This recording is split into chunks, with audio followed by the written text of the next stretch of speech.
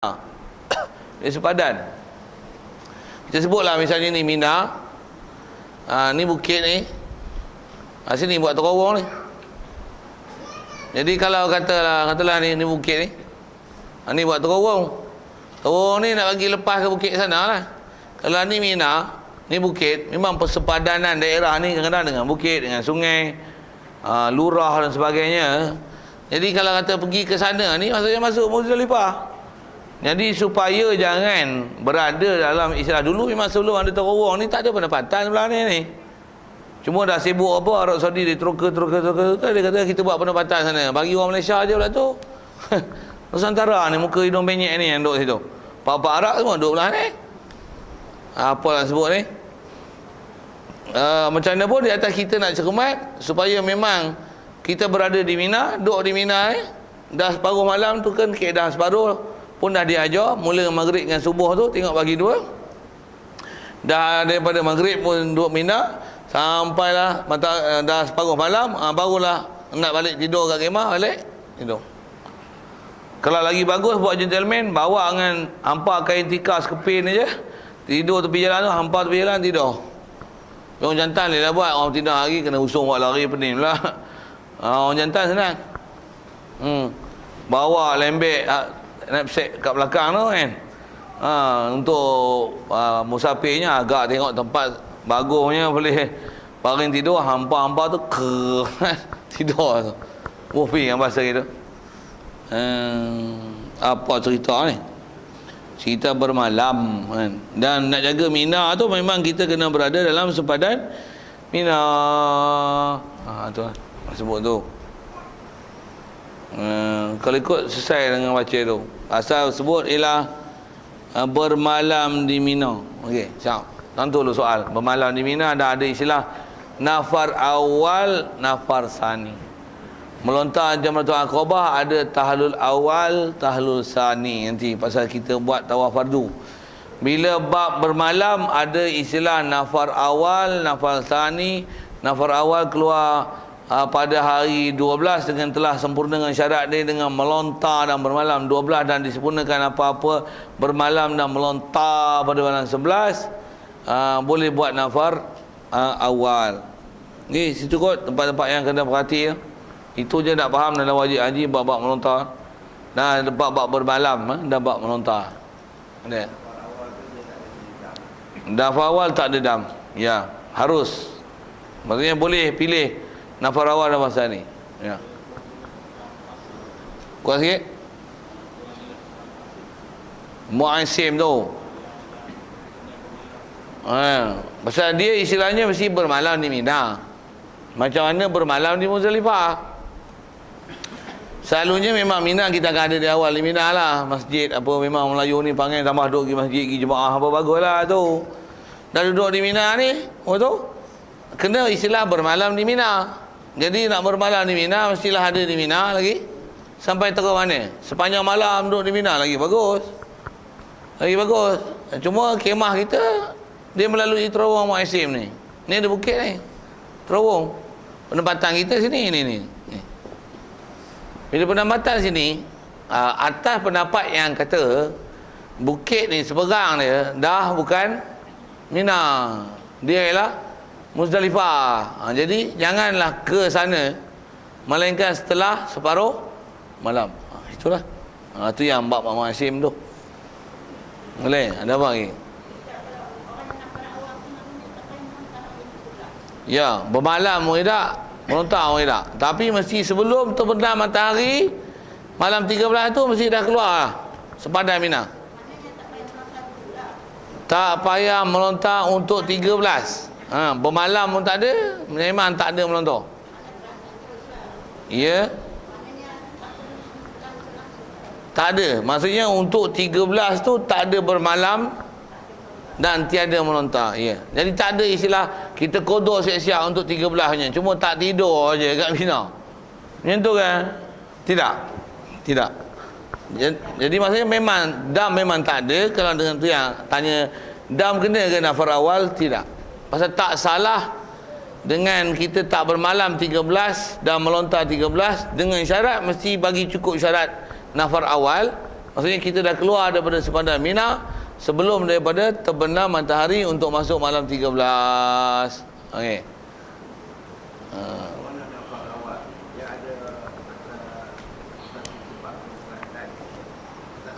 Nafar awal tu mungkin ada orang yang mungkin haloba untuk ke Mekah awal. Itu je. Pasal duduk di Madinah, duduk di Madinah pula. Duduk di Mina dia tak dapat fadilat macam duduk di Mekah. Mekah Masjidil Haram lah. Jadi Mina tak dapat. Jadi orang yang nak haloba cari Masjidil Haram ni pergi Masjidil Haram lah. Itu kot. Tu dia punya hikmah tanah awal tu. Macam mana pun duduk di Mina, masih ada kelebihan duduk di Mina tu, bermalam di Mina tu. Dia pula wajib haji. Ada lain.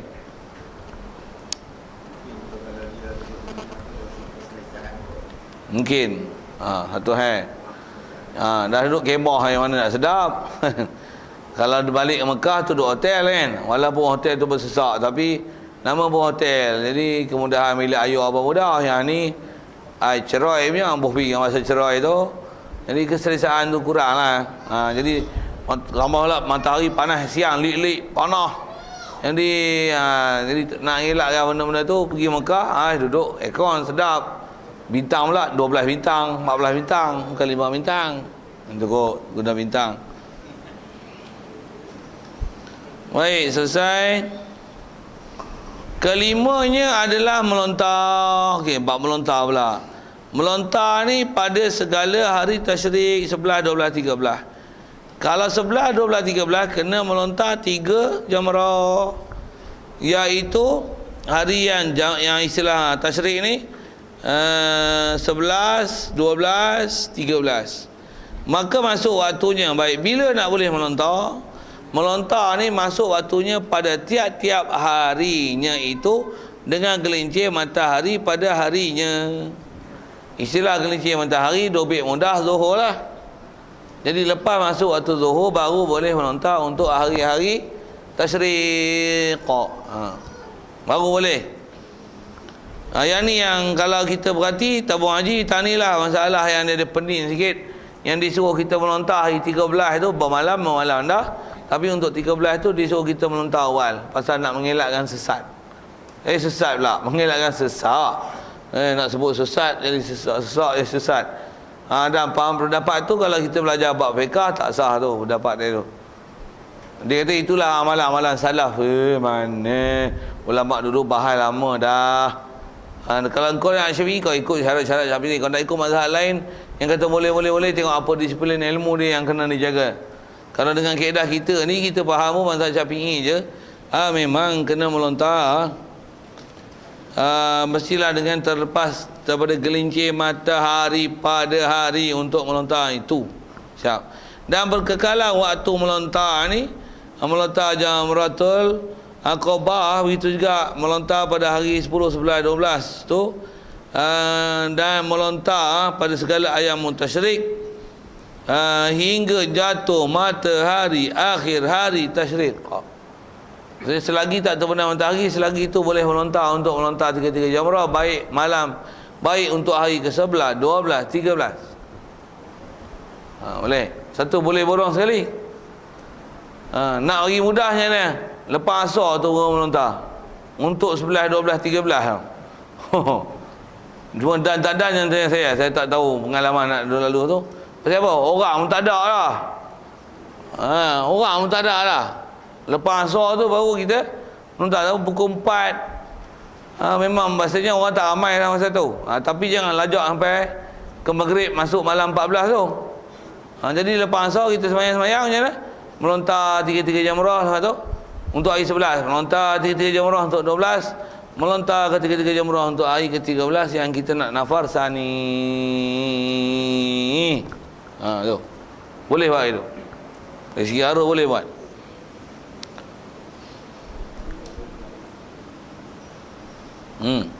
Bab yang tu dulu, bab nafar awal nafar sani tu. Ada soal?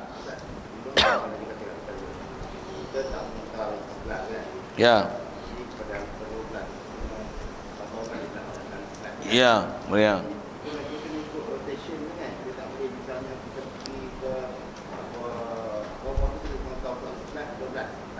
Ya. Kaedah nak melontar tiga-tiga ni dia mesti dah habis satu rotation. Ula, wusta dan aqabah baru boleh untuk mulakan lontar untuk hari seterusnya. Jadi dia tak boleh macam kalau saya sebut tadi, dia melontar untuk hari ke-13, 11, 12, 13 tu dia buat sekali je. Macam mana?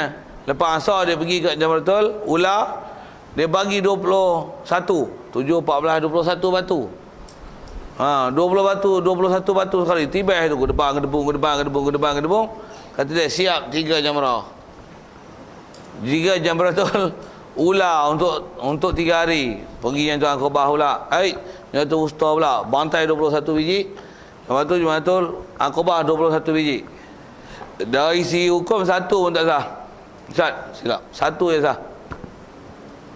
Baru hukum melontar satu jamrah. Untuk satu hari. Baru hukum melontar untuk satu hari. Pasal yang pertama 777. Pasal dia ikut tertib tu. Dia mesti dah melontar 777 baru boleh melontar pula 7777.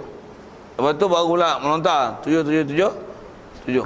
Bukan 14, 21, 21. Kan? Tu betul kan sikit tu. Kalau ada pahaman tu.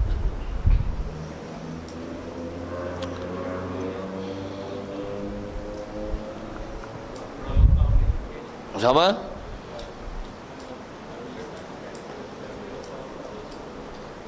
Oh, melantah hari ni untuk hari esok. Tak ada.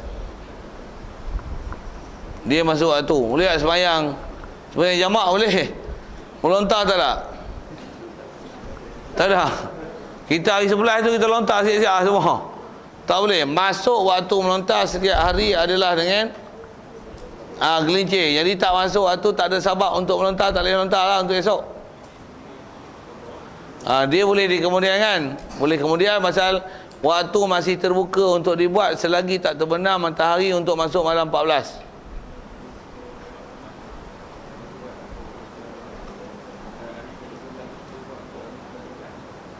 Hari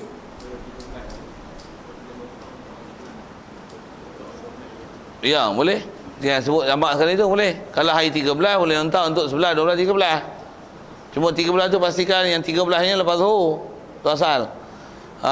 Tapi tak boleh hari ke-11 melontar sia-sia untuk 12 dan 13. Itulah. Ya.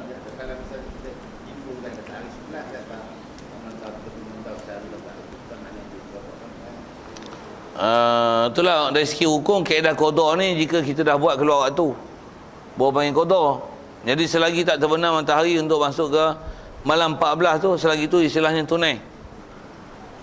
Jadi 11 bawa 12 tak panggil qada, 12 bawa 13 tak panggil qada, 11 bawa 13 pun tak panggil qada. Ya.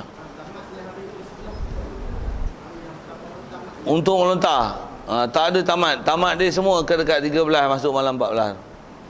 Sepadan semua tiga-tiga Jamratul Aqabah dan tiga-tiga hari, tiga-tiga jenis tu adalah dengan terbenamnya matahari untuk masuk ke hari tasyrik yang ke-14. Baru habis. Jadi cuma waktu mula ya berbeza. Mula untuk hari raya tu Jamratul Aqabah. Satu mula. Cuma yang ni biasanya orang tak tangguh pasal nak tahallul. Tak ada orang Jamratul Aqabah 13 tu. Cerdik lajak. Saya tu cerdik pasal dia kena pantang lama lagi. Orang semua dah kedik-kedik dan buka kain ihram, dia duduk berihram lagi. Pasal tak tahallul lagi pun.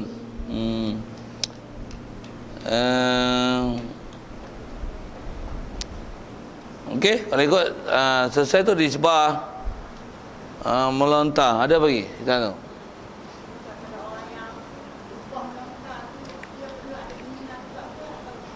Dia perlu ada buat apa? Di Mina juga. Kaedah orang mengupah ni, dia mesti syarat je memang dia boleh buat sendiri lah. Dia buat sendiri tu orang yang diupah tu, dia boleh buat sendiri. Cuma orang yang mengupah tu tak boleh nak buat. Itu atas teori asal upah. Jadi dia bila dah sah pengupahan tu, jadi bolehlah orang lain maling untuk dia. Cuma orang yang memang boleh upah ialah orang yang memang satu ada uzur dan memang ada taklifan untuk dia buat, untuk melontar, barulah boleh istilahnya dia wakil untuk orang buat untuk dia. Jadi kalau katalah dia tak bermalam di Mina pada malam 13, lepas tu dia keluar sebelum maghrib untuk istilah nafar awal tu, lepas tu dia wakil ke orang untuk melontar bagi dia untuk hari esok. Padahal dia tak bermalam di Mina. Tak ada. Tak ada pasal kat dia tak ada tuntutan, pasal apa dia nak wakil pula? Jadi pasal dia tak bermalam di Mina, dia tak ada di Mina dah. Wakil tak sah. Tak sah, bahkan tak ada tuntutan pun. Cuma atas soalan tadi, adakah mesti orang yang mewakil tu berada di tempat kejadian? Syarat wakil ni mesti dia tak mampu, itu je. Dia ada di Mina ataupun dia dah ada di Mekah. Cuma kalau ada dah di Mekah, dia tak mau dah, dia ada buat nafar awal. Kalau dia buat nafar awal, nafar sani tu dia kena ada lah di situ dalam bermalam kan. Apa nak sebut? Yang tu lah kot, yang kata mesti. Cuma nak kata kalau dia upah untuk orang melontar bagi pihak dia 11 dan 12, sedangkan dia tak melontar dan dia dah keluar daripada Mina, tetap sah melontar. Tapi bermalam tu mesti dapat kan, mesti dia bermalam. Kalau dia tak bermalam, kes macam ni kot, dia tak bermalam langsung di Mina, lepas daripada melontar Jamratul Aqabah tu, dia cukur, dia pergi Masjidil Haram tu, tak balik lah ke Mina untuk bermalam di Mina. Jadi bila tak ada melontar, tak ada bermalam, tak ada hukum melontar, dia kena dam. Cuma dam apa? 2 dam je lah. 2 dam, 1 dam tak bermalam, yang kedua adalah dam tak melontar pada 3 Jamratul Aqabah. Jadi walaupun dia tak pergi tu katalah tak ada nafal awal sani apa, bahkan tak ada nafal langsung, istilahnya dia tak bermalam, dia membayar dam di atas tak bermalam di Mina dan tidak melontar di Mina pada hari tasyrik. Jadi 2 dam situ. Jadi orang yang tak mau pergi langsung boleh 2 dam. Jadi kalau katalah dia tak mau lontar, dia upah. Situ lah. Dia upah. Tapi dia ada di Mekah. Kalau ikut kaedah, tak ada. Dam. Pasal upah syarat, mesti dia tak boleh buat sendiri. Dia tak boleh buat, ada upah. Jadi ni dia bermalam pun tak. Tuntutan melontar pun tak ada. Pasal syarat melontar mesti bermalam.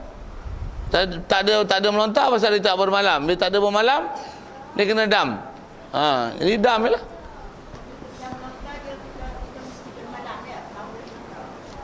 Ya, tuntutan melontar hanya dengan bermalam. Jadi siapa bermalam baru ada hukum melontar.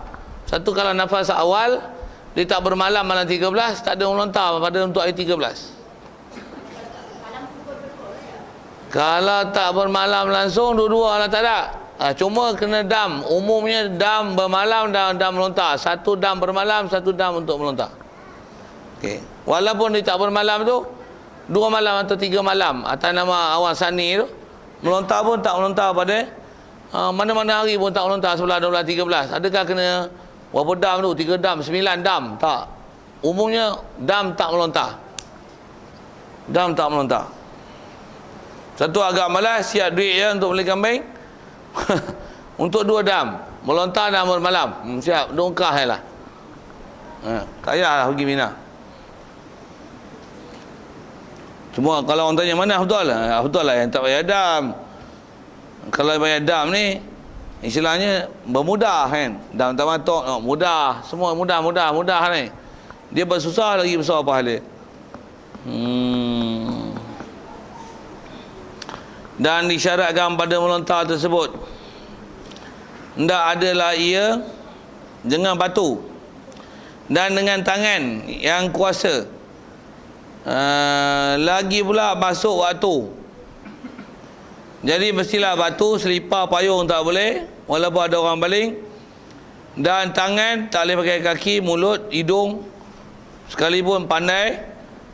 Lagilah masuk waktu. Jadi mestilah tunggu gelincir matahari pada setiap hari untuk tak melontar. Lagi pula bertertib. Dimulai dengan jamratul ula, kemudian jamratul wusta, 7 batu dengan yakin satu-satunya jatuh pada tempat melontar. Okey, selesai. Dan kalau ikut, lepas tu barulah jamratul aqabah yang akhir. Jamratul ula, wusta, lepas tu yang ujung. Baik, selesai. Rasa sebutlah tertib tu. Dan mestilah melontar dengan yakin satu-satunya daripada batu-batu yang dilontar tu jatuh pada tempat lontar. Jatuh pada tempat lontar. Jatuh pada tempat lontar. Dia bukan kena batang tempat tanda, batu tanda jamrah lah. Dia mesti jatuh tempat melontar. Pasal tempat lontar tu biasanya dia akan ada tanda tiang dan ada lingkung bulat. Biasanya jarak 3 hasta, tak besar mana daripada tanda tu. Yang penting ialah baling masuk kawasan, bukan baling kena tiang. Bagi faham tu. Baling tu pastikan masuk dalam kawasan yang sepatutnya dilontar. Bukan baling penting kena tiang, betul patah balik keluar, tu tak mau. Kalau baling kena tiang masuk dalam tak apa. Yang penting adalah mesti masuk dalam kawasan melontar. Ingat tak? Iaitu keliling jamrah pada 3 hasta, kadar 3 hasta pada tiap-tiap pihak lain daripada Jamratul Aqabah. Ni pun kita sebut dah. Maka Jamratul Aqabah iaitu satu pihak jua, dia semi bulatan. Maka tanda itu bukan jamrah. Tanda tu bukan jamrah. Apa maksud tanda tu? Tiang tu. Tiang tu bukan jamrah. Yang jamrah ialah area yang dibulatkan tu. Tu kan dia besar mana? Besar sikit pada kok telaga tu. Satu andai kata esok dibesarkan, jadi besar. Wajib melontar sehampir mungkin dengan tiang yang ada tanda tu. Tak boleh baling ni. Walaupun ni dalam kawasan. Kawasan Arab Saudi buat. Yang wajib ialah kawasan yang syarak hudud sempadan. Apa dia? Tu pun tiang tu bukan jamrah. Jamrah ialah area tu. Kalau saya ngaji dulu, tu guru sebut dulu lagi, dengar saya sebut. Sekarang ni semua dah dilapis kan. Dan daripada atas baling tak nampak apa, bawah dah tu suku. Macam mana pun macam ni. Katalah esok dia bubuh batang tempat tanda tu punya besar. Besar 3 hasta. Jadi bila besar 3 hasta, habislah ruang. Baling batu macam mana pun bukan masuk dalam kawasan. Pasal batu akan jatuh. Tu lingkung dia buat, itu lingkung dia buat kemudian. Itu bukan tempat melontar. Boleh faham tak? Betul macam mana esok nak buat haji? Tak adalah hukum melontar. Dan tak adalah bermalam. Apa? Bermalam mungkin ada pasal boleh bermalam. Tapi melontar tak ada lah. Tiga-tiga melontar katalah dia dah palam lah macam tu. Istilah palam bawa tiang besar-besar. Jadi tak ada dah kawasan melontar yang nama 3 hasta. 3 hasta apa? Memang kawasan melontar dia dekat 20 hasta punya luas. Dia buat. Dengan sebab tiang tu terlalu besar. Dia buat. Jadi buat macam mana? Bermalam boleh bermalam. Melontar tak boleh. Teruzur. Untuk buat macam mana? Bayar dam je lah melontar. Cuma Jamratul Aqabah tak tahu. Saya tak tahu nak jadi tak jadi sana tu. Tapi duk ngaji lu Tok Guru sebut. Pasal nak tengok dobit tempat melontar tu. Melontar mesti dalam kawasan melontar, bukan tiang. Nak faham tak tu? Dan kawasan melontar pun kadar 3 hasta je ke besar mana. Tu.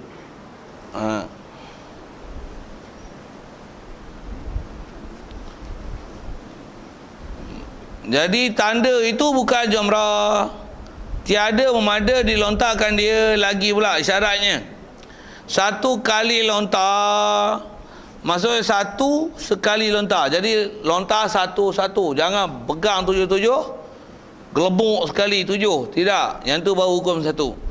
Dan lemah daripada melontar digantikan dengan seorang pada waktu melontarkan dia, dengan syaratnya wakil itu sudah yang melontar bagi dirinya. Okey. Syarat orang nak terima wakil melontar, kalau ada uzur orang yang tak boleh melontar dengan sakit demam dan sebagainya, jadi bermalam dah, tapi dia nak melontar tak boleh, masalah. Untuk macam mana? Dia kena wakil, cuma orang yang diwakil Orang yang diwakil, bukan mewakil. Orang yang diwakil mestilah orang yang telah melontar untuk diri dia. Baru boleh untuk diterima wakil daripada orang. Okey, siap. Keenamnya, tahu tak? Soal. Ada? Melontar.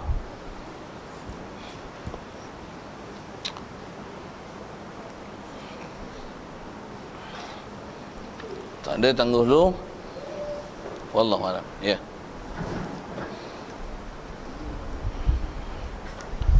Bismillahirrahmanirrahim. Allahumma nawwir qulubana min nuri hidayatika kama nawwartal arda min nuri syamsika wa lana abada bi rahmatika ya arhamar rahimin warzuqna fahman nabiyyin wa hifdzal mursalin wa ilhamal malaikatil muqarrabin wa sallim tasliman ala jamil anbiya'i wal mursalin. Alhamdulillah. Assalamualaikum warahmatullahi wabarakatuh.